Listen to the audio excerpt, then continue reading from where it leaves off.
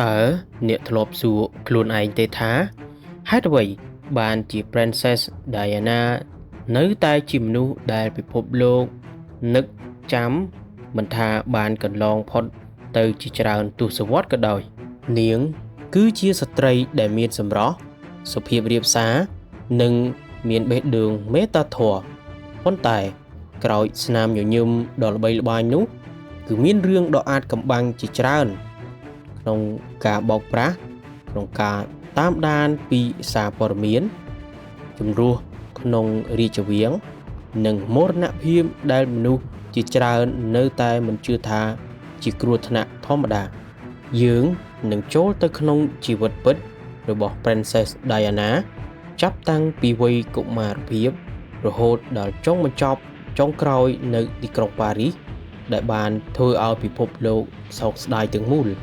តើការស្លាប់របស់ Diana ពិតជាគ្រោះថ្នាក់ឬក៏ជាគម្រោងដែលលាក់បាំងនៅពីក្រោយ Princess Diana មានឈ្មោះពេញថា Diana Fran Spencer ដែលបានកើតនៅថ្ងៃទី1ខែកក្កដាឆ្នាំ1961នៅក្នុងគ្រួសារអភិជនមួយនៅប្រទេសអង់គ្លេសមនុស្សជាច្រើនគិតថានាងគឺមានជីវិតល្អឥតខ្ចោះប៉ុន្តែការពិតគឺមិនមែនបែបនោះឡើយនៅពេលដែល Diana មានអាយុត្រឹម7ឆ្នាំឪពុកម្ដាយរបស់នាងបានលែងលះគ្នាហើយការបែកបាក់គ្រួសារនេះបានធ្វើឲ្យបង្កជាស្នាមរបួសផ្លូវចិត្តយ៉ាងខ្លាំងនាងគឺជាមនុស្សដែលស្ងប់ស្ងាត់មានអារម្មណ៍ឯកោ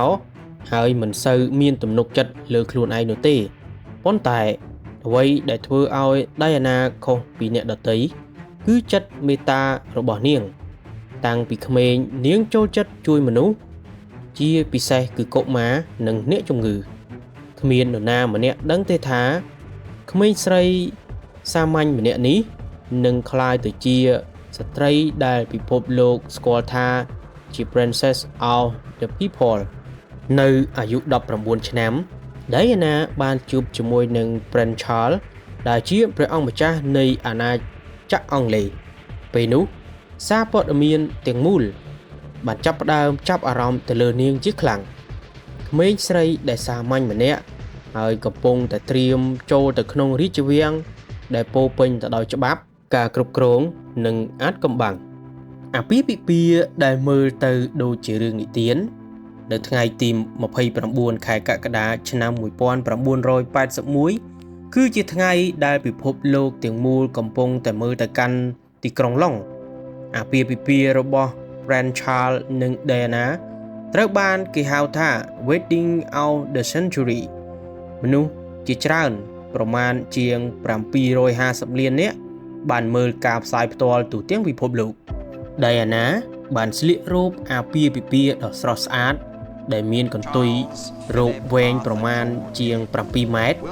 ហើយគ្រប់យ៉ាងមើលទៅគឺដូចជារឿងនិទានរបស់ម្ចាស់ស្ត្រីប៉ុន្តែខាងក្រោយទ្វាររាជវាំងការពិតគឺខុសទាំងស្រុងព្រះអង្គ Charles នៅតែមានទំនាក់ទំនងជាមួយនឹង Camilla Parker Bowles ស្ត្រីដែលគាត់ស្រឡាញ់តាំងពីមុនជួបជាមួយនឹង Diana មកម្លេះនៅក្នុងកិច្ចសម្ភាសន៍មួយ Diana ធ្លាប់និយាយថានៅក្នុងអាពាហ៍ពិពាហ៍នេះមានមនុស្ស3នាក់ដូច្នេះវាដូចជាចង្អៀតពេកពាក្យមួយនេះបានធ្វើឲ្យពិភពលោកភ្ញាក់ផ្អើលនៅខាងក្រៅនាងជាម្ចាស់ស្ត្រីដ៏ឥតខ្ចោះប៉ុន្តែនៅខាងក្នុងនាងគឺកំពុងតែទទួលរងសម្ពាធផ្លូវចិត្តយ៉ាងខ្លាំងការរស់នៅក្នុងរាជវាំងមិនមែនជាជីវិតសប្បាយដូចមនុស្សគិតនោះទេ Diana ត្រូវប្រឈមមុខនឹងច្បាប់ដ៏តឹងរ៉ឹងការរិះគន់ពីសារព័ត៌មាននិងការមិនទទួលយកពីមនុស្សខ្លះនៅក្នុងគ្រួសាររាជវង្សនាងបានចាប់ផ្ដើមមានជំងឺ depression និងជំងឺ bulimia ដែលជាជំងឺដែលទាក់ទងជាមួយនឹងការញ៉ាំអាហារផងដែរពេលខ្លះ Diana មានអារម្មណ៍ថានាងរស់នៅម្នាក់ឯងនៅក្នុងរាជវាំងដ៏ធំមួយប៉ុន្តែទោះបីជានាងឈឺចាប់ប៉ុណ្ណាក៏នាងនៅតែចេញទៅជួបជាមួយនឹងមនុស្សជានិច្ច Diana បានបំបែកទម្លាប់ចាស់ៗរបស់រាជវង្ស ហើយចុះទៅជួបផ្ទាល់ជាមួយនឹងអ្នកដែលមានជំងឺអេដស៍នៅពេលមនុស្សជាច្រើននៅតែខ្លាចការប៉ះពាល់របស់ជំងឺនោះនាងបានទៅកាន់តំបន់សង្គ្រាមនិងជួយកុមារក្រីក្រជាច្រើននៅជុំវិញពិភពលោកការចាប់ផ្ដើមស្រឡាញ់ដៃអាណាមិនមែនព្រោះតែនាងជាម្ចាស់ស្ត្រីនោះទេប៉ុន្តែព្រោះតែនាងគឺជាមនុស្សដែលមានបេះដូងពិតប្រាកដទន្ទឹមនឹងនោះដែរសារព័ត៌មាន Paparazzi ក៏បានចាប់តាមដាននាងគ្រប់ពេលវេលា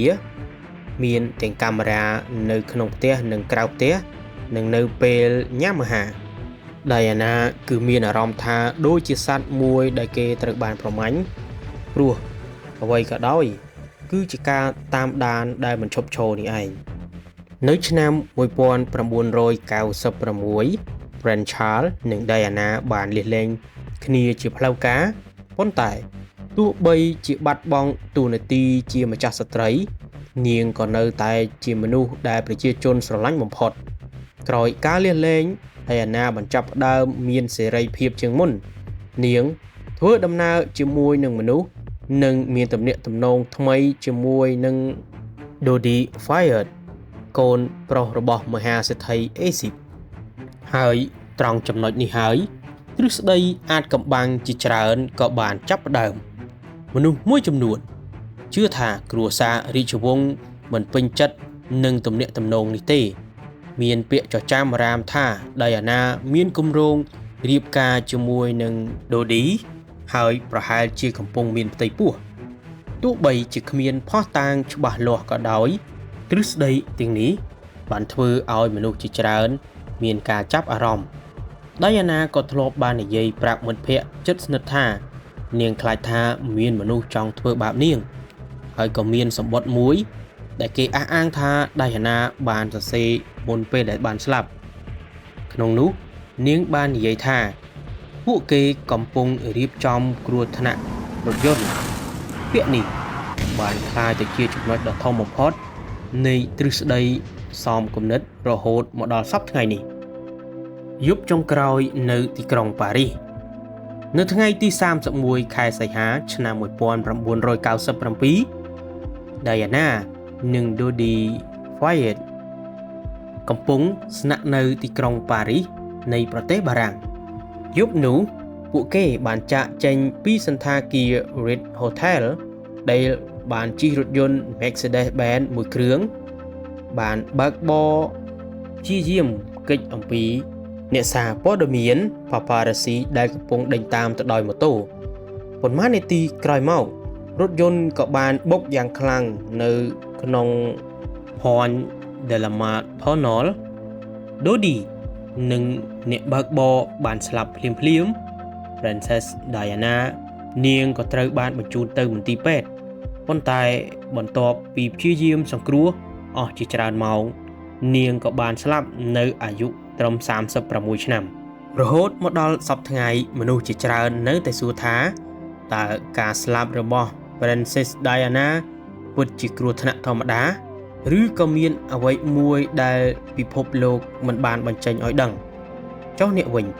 តើអ្នកជឿថាទ្រឹស្ដីរបស់ប្រជាជនទាំងអស់អាចត្រូវឬក៏ជាការស៊ើបអង្កេតត្រឹមត្រូវជាមួយនឹងគ្រោះថ្នាក់របស់ម្ចាស់ស្ត្រីDianaនេះសូមសរសេរមតិរបស់អ្នកនៅខាងក្រោមវីដេអូបើអ្នកចូលចិត្តវីដេអូបែបប្រវត្តិអាចកំបាំងកុំភ្លេច like subscribe និងបើក notification ដើម្បីកុំឲ្យខកខាននៅក្នុងវីដេអូថ្មីៗអរគុណសម្រាប់ការទស្សនាជួបគ្នានៅក្នុងវីដេអូបន្ទាប់